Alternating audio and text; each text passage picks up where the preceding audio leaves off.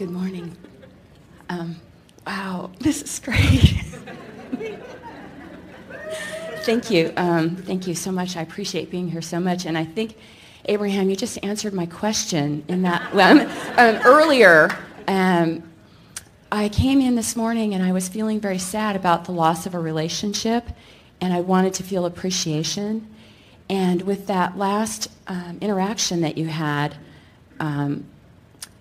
it was the opportunity for me to see that it was to connect with the feeling of what I wanted rather than the person that was over there. All of that's true. All of that's true, but there's more. And that is, when you define a loss of a relationship, we have to say to you that there's the gaining of a relationship too. In other words, you can't lose anything without gaining its opposite, equivalent. In other words, when you feel like you've lost something, you've really gained something. But the reason it feels like loss to you is because you're not in the vibrational vicinity of what you've gained. Isn't that interesting?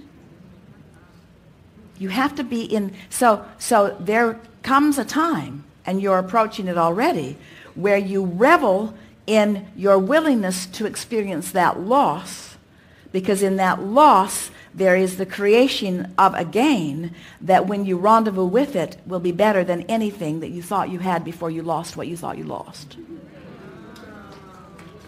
I just got that, and what I experienced too was that it was the feeling that I have because I felt like as I was opening up to the feeling of love, I really wanted to feel... Because you can't open up to the feeling of love and the feeling of loss at the same time, can you? You made a different choice and then found what you thought you'd lost times about 1,000,000. Yeah, and that felt a lot better. And so I really got, like, what I wanted was to really love someone, like that feeling of what you loving. really want is vibrational alignment with who you really are, which is love. And the someones are really just excuses you use for alignment. They're also the someones you use as excuses for not alignment. When they're there and behaving, you use them for the excuse for alignment. When they're gone and therefore misbehaving, you use them as your excuse for misalignment. But now you're so much wiser. So then if I stay in that state where I'm love or I'm appreciation, then... Don't ask something so harsh as to stay in that state. Just say, I know that it exists and I can make my way to it. Usually takes a maximum of 10 minutes. Okay. Seriously. Well, it doesn't take more than about 10 minutes to talk yourself back into love once you get the hang of it. So in those times where I'm having the step one moment and I'm reveling in the contrast. Reveling, that's an interesting word. And the reason you rampaging in the contrast is because you get specific and it gets some pretty strong momentum going. But no worries. The stronger the momentum of what you don't want, the stronger the momentum of what you do want. It's just a matter of figuring out how to get in the direction of what you do want. Okay. And you do it by going general. Okay. So come back around to your question before we interrupted. So when I'm having that strong experience of really knowing what I don't want, what do I do? And what do you do? Well, I have been feeling it. We don't mean what have you been doing. We mean what do you plan to do now that you've heard the wisdom of this day? Oh.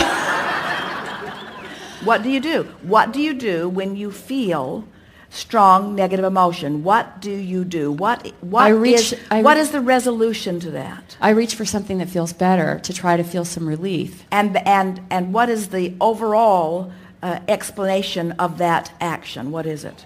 I'm going general. I'm softening the specifics deliberately. I'm deliberately choosing a more general way to look at this. Now, in the past we have said to you sometimes, distract yourself. Distract yourself from it. But distraction is only a temporary solution.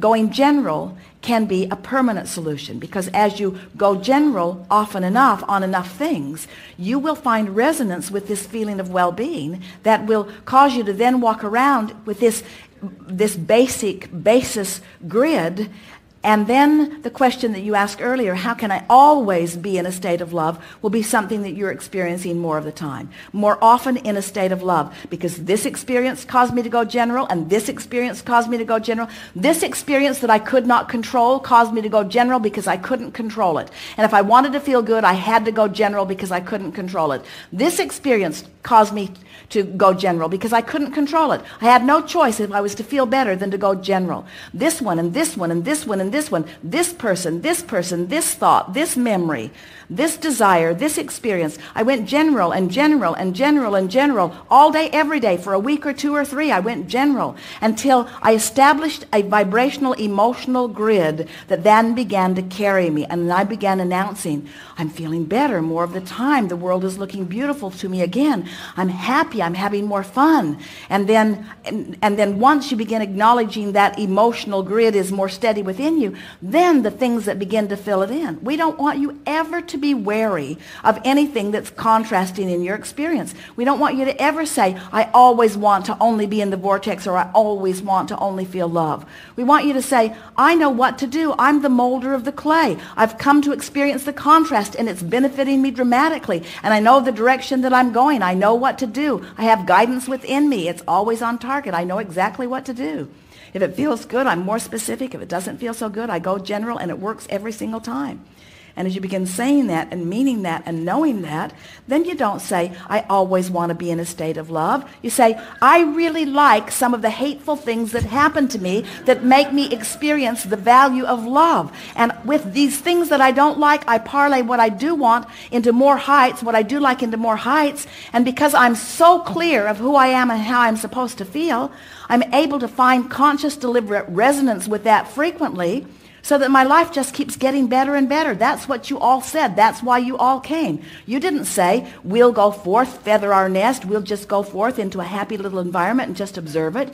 You passionately came forth wanting variety to stimulate you to things that you don't have, because you knew that you could not stand in a state of not having for very long. You knew that there was nothing that this time-space reality could inspire as a desire within you that you couldn't achieve. And once you consciously get that and start moving toward it, that feeling of invincibility and that feeling of worthiness will become so powerfully. That's really what you're looking for. What you really want is that conscious awareness that no matter what, you can figure it out. And you know what? No matter what, you can figure it out. Good time for a segment of reflection.